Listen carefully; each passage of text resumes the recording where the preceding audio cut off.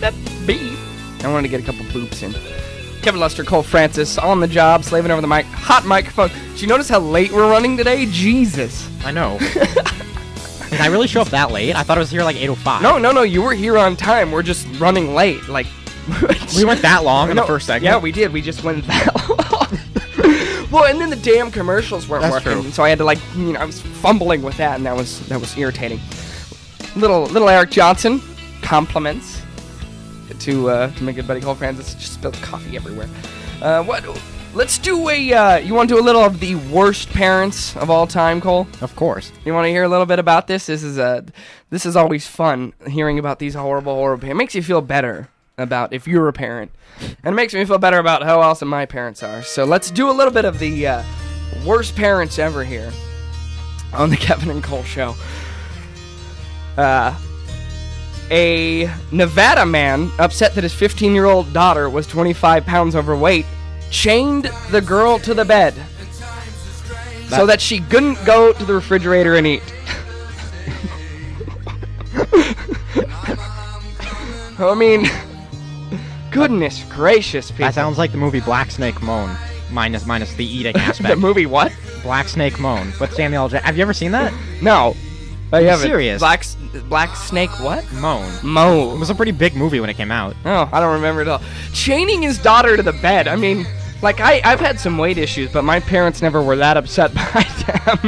My cholesterol is, like, way too high, so I should probably start doing that. So you should chain yourself to the bed and just not eat for days. I can't even imagine.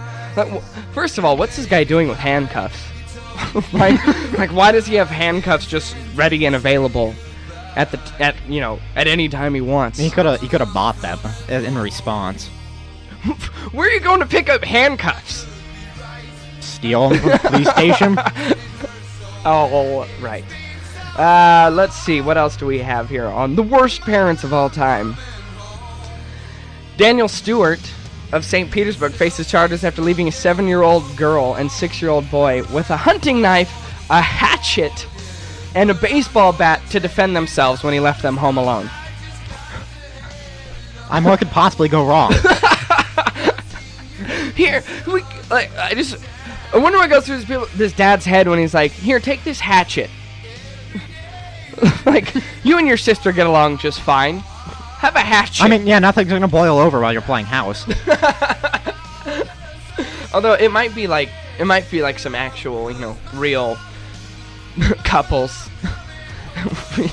When they're playing house, the brother and the sister, if one of them has a hatchet. I mean, we've heard about all these people. Mm-hmm. I mean, when my parents, the only thing my parents gave me as self-defense when they left me at home was, they're like, just don't answer the door. Don't answer the damn door. Like, during, like, the big years of me growing up, my parents just wouldn't leave me home alone. Ever. The big years? No, the mid years. Oh. Because before, when I was a bit, they would just leave me sitting on the middle of the floor, and I couldn't walk or move or anything. So I'd just be sitting there when they came back. Right. So they're like, we're gonna be gone at the store for 10 minutes. That's kind of funny. I mean, really, I think people are so overprotective of their kids. This is obviously going to the extreme. Like, here, have this hatchet. I mean, seriously, that's just the most irresponsible thing you can do. But there are, like, you go to the opposite end. There's the helicopter parents who think they're being great. Mm-hmm. They're being great parents. And they're just awful. Well, this is the problem. Is everybody is so concerned about what is going to happen to their kids. They're worried about, they're going to get this disease. They're going to get bit by a mosquito. They're going to, someone's going to come in and they're walking home from, they can't walk home from school anymore. I mean, how you walked home from school your whole life, right? No, like, this exactly, like, my parents are totally helicopter parents, and I know really? And not until 8th grade did my parents let me walk home. And I wanted to since, like, 6 from Marshall. Yeah, you live down the block. And I was so much happier once I started walking home. Me and my sister walked home from school in elementary school. Like, it was no big deal. Nothing ever happened to us. It was a mile. So what? Get a little exercise. Like for the, I mean, this doesn't relate to the walking, for the helicopter parents, even now, my mom will search under my bed to find stuff. My goodness. I'm like, it annoys me because that's where I hide my Jim Beam, and now it looks itchy, or sketchy, but not itchy, sketchy. I apologize for the slip up there. I don't know how itchy came out. Maybe too much Simpsons. Okay. Moving on. Police say Lori Campo was watching her 1-year-old grandson when she and 4 others were arrested in a meth bust. Wait, repeat the story? Police say Lori Campo was watching her 1-year-old grandson when she and 4 others were arrested in a meth bust. Where were the parents? I don't know. So you left your child with a meth With a meth dealer. addict. Yeah. You think it was that hard to tell? They're missing all their teeth, and their face is completely yellow because their liver no longer works anymore. And they also tried to sell you crystal meth. During the interview process. Like, what do you think your 3 biggest weaknesses are? I really like meth, I love meth, and I sell meth. Like, if I ever met these parents, it would be a... it would be a boo for sure. Because... how irresponsible are you? Jesus, you leave your kid home with a meth addict? And then the problem is, see what's going to happen is they're going to see that, and then CPS is going to come in, and they're going to take the kids away from these parents, and the parents are like, dude, you left your kids with a meth addict. You think CPS isn't going to be, like, all over that? Honestly, how irresponsible are you? All right, one more here on the worst It's parents. kind of like letting your kid play at Penn State. The worst parents ever. Like, I don't get CPS step in there. Awesome.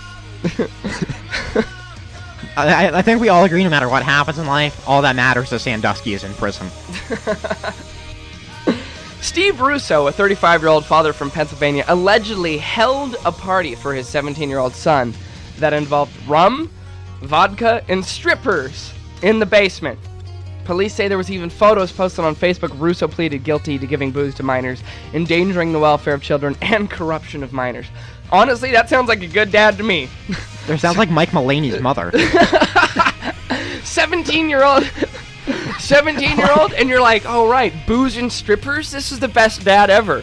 I don't have a problem with Steve. I mean, you're 1 year away, like... Yeah, from being able to get that stuff anyways, because once you turn 18, alcohol is pretty much legal in this that country. everyone gets... Like, half of America has a fake. I know. Even people above the age have a fake. And if you don't have a fake, you know somebody with a fake, so it's not that big of a deal. And honestly, I've been drinking beer since I was 17. like nothing has changed except for the fact that Coors Light just doesn't cut it anymore. No, exactly. That's the problem, is I loved Coors for such a long time. Well, like, my problem is I've gotten into, like this sort of unique beers, and also from, like, those microbreweries. Yeah, Skullpin. Yeah, exactly. Skullpin it rocks. And then I got into high-end hard liquor, and the problem with high-end hard liquor is you can never go back to the cheap liquor after. You can't go back to the Popov, the Smirnoff. My only thing I've ever had that's been expensive that I actually think's been worse has been like, when we had that scotch, I could not deal with it. Yeah. I want to like scotch so bad. It was bad scotch. Was it bad scotch? Yeah, it wasn't good scotch. So was it the type of scotch or just scotch in general? I think it was the type of scotch. I think there are some good tastes scotches that like, don't It tastes burn. like ketchup and barbecue sauce. Yeah, I think if you met most people, they would say that's a bad scotch. All right. The $2 truck scotch. Yeah. Get my... There we go. All right, worst parents ever. I'm Kevin Lester and Cole Francis. We're going to be back in a minute. Just 1 minute is all it takes. 1 minute, we're going to get it done. We're going to get some work done here because we have to. But Cole, give us a little teaser of what might be coming up in sports for us. It's a tradition unlike any other. All right, Yep. A little teaser. Sports is next. I'm Kevin Lester, Cole Francis, the Kevin and Cole Show here on KCR College.